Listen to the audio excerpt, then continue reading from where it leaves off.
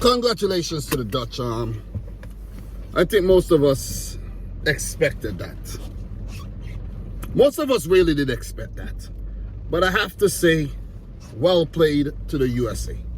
I actually admire their positive energy. You know what I'm saying? They didn't go out there and felt like they were the inferior team because of history or whatever, FIFA ranking or whatever you want to compare the teams with. They went out there and they believed that they could win that game. Sometimes that's all it takes, but other times it gets the bet off you, right? It makes you think you could do something, but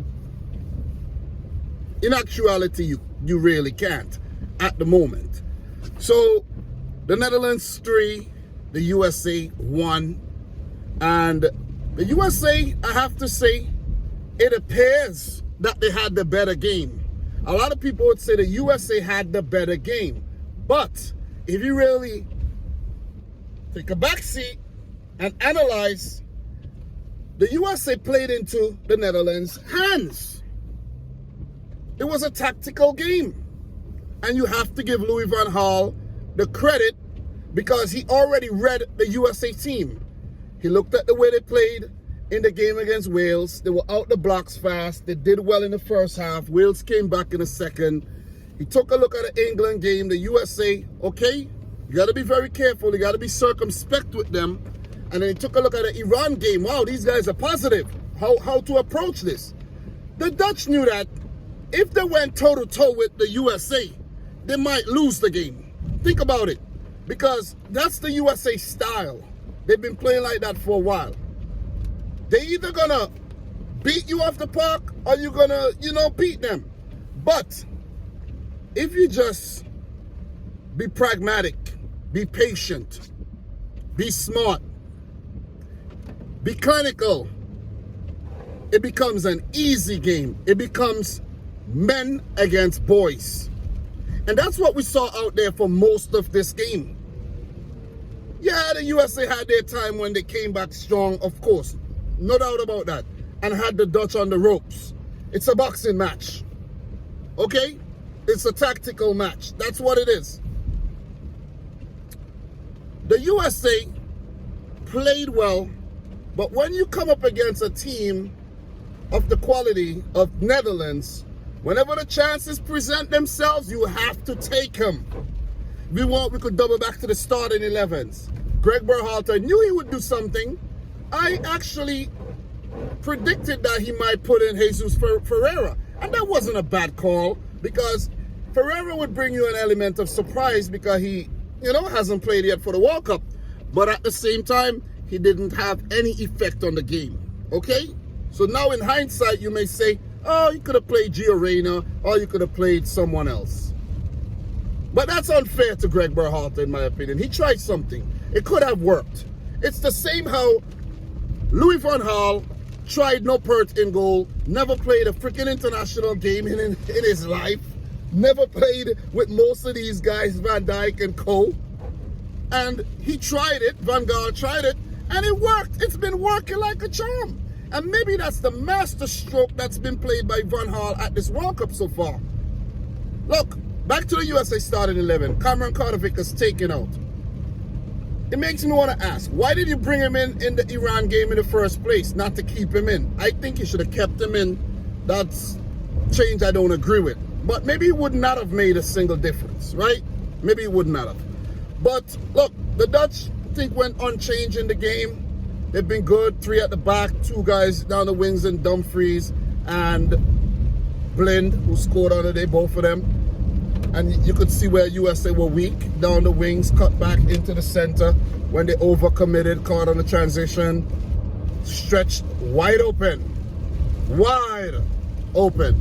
right?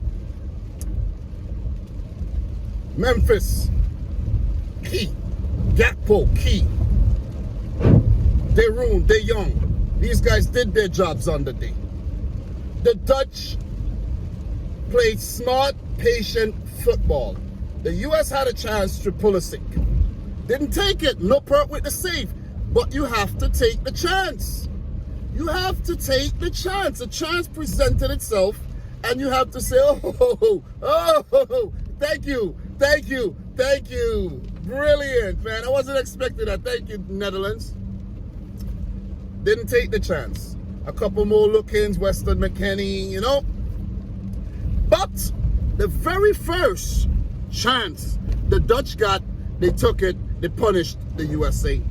Dumfries down the wings, square, Memphis, powerful shot past Matt Turner goal. Advantage Dutch.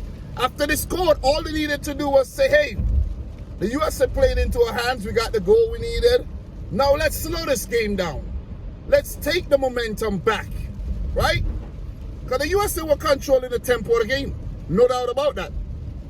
They're controlling the tempo, passing the ball around. The Dutch were just sitting back, observing, pragmatic, tenacious, keeping them out. And then the second goal came, same way, mirror image, just before the stroke of the halftime whistle. Mirror image, through ball to Denzel Dumfries, square, blend, in the back of the net. He went and hugged his dad, smiled. Tell my mom I love her. You know what I'm saying? Listen. 2-0 up at halftime, advantage Netherlands. The USA needed a big comeback. And I think they were positive when they came back in the second half. You know, I got to give them a lot of credit. Created a lot of chances, pinned the Dutch back, made, you know, they forced the Dutch to make some terrible mistakes, which were not punished. A few clearances off the line as well. And then the USA got that deserved goal back, finally. Pulisic, right, don't know how he scored it, but well-deserved goal, I think. They got that goal they deserved. But the USA haven't been able to score more than one goal per game so far in the World Cup, and that's something they got to work on going forward. You know what I'm saying? The guys up top, they have to put the ball in the back of the net. So, look, the Dutch on the fence a little bit there. But with the USA getting that goal back, they had their tails up and they saw hope. They saw that silver lining beyond the horizon. And the opening was there for them to get another goal. They tried, they really threatened, but the Dutch were resilient. Give it up to Nathan Ake, Virgil van Dijk, they were big at the back. Urian Timber did his thing. Frankie de Jong to break up play in the midfield. The Dutch made some subs. Coop Miners came in. Who else came in? Bergwijn to add the impetus going forward. And when the USA looked good to get a second goal and take the game into extra time, they were stretched again. Players switching off. Anthony Robinson worked very hard in the game. You know, battled with Denzel Dumfries, even tangled up, almost got injured. He lost his man. He drifted. He took a sip of that melatonin, fell asleep. And with a brilliant ball into the box, I think that was Memphis Depay with that ball. Can't remember, was it Blind? I think that was Blind with the ball, right? That was Blind with the cross. And Denzel Dumfries to tap it in with his left foot. Brilliant game by Denzel, man. A Denzel Washington type performance there. If you want to put an analogy to movies, the big screen. Brilliant showpiece event, the football World Cup. Look, 3-1. Deserved victory for the Dutch, in my opinion. The USA, they walk away with their heads held high. Players disappointed, of course. The Dutch jubilant. The same fate could be awaiting the Dutch. Or maybe it's glory that they'll get in the end. A little bit of poetry there for you guys. But look, Louis van Gaal is a master tactician, man. And I think he got the better of Greg Berhalter on the day. And he's done it at the World Cup so far. Unbeaten. He's been unbeaten for a while at the World Cup. And look, it's going to take a massive effort to get the better of Argentina, if it is Argentina, getting through ahead of Australia. They would dearly love Australia. But, guys, I do think it's going to be Argentina. Messi and Argentina. The Dutch stand in your way. And for the Dutch, they face a potential meeting with Brazil or Croatia, Japan, South Korea.